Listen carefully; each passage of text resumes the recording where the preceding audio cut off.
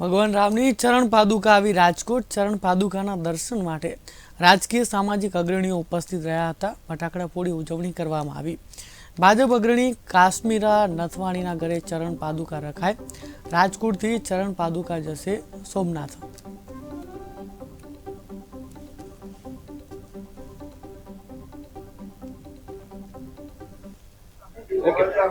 સમગ્ર દેશમાં એક આનંદ અને ઉત્સાહનું એક ધાર્મિક વાતાવરણ છવાઈ ગયું છે। ખૂબ લાંબી લડત બાદ આપણા રામલલ્લા જ્યાં એમનો જન્મ થયો છે ત્યાં જ એમનું સ્થાપન થવા જઈ રહ્યું છે। આપણા આદરણીય વડાપ્રધાન નરેન્દ્રભાઈ મોદીના અગાધ પ્રયત્નોથી ખૂબ સુંદર મજાનો નો કાર્યક્રમ 22 તારીખ આગામી પ્રસ્થાપિત થવાનો છે। એ અંતર્ગત સમગ્ર ભારત દેશમાં એક કાર્યક્રમોની હારમાળા સર્જાણી છે।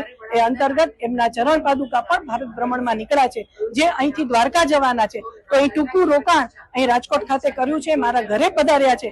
રામલલ્લા ખુદ પધાર્યા હોય એટલો આનંદ અને ઉત્સાહ આજે મારા અને મારા પરિવાર ઉપર છવાયેલો છે। રાજકોટની ધર્મપ્રેમી જનતા, હિન્દુ સનાતન ધર્મની જનતા અહીંયા એમના દર્શનનો પણ અનેરો લાભ લઈ રહ્યા છે।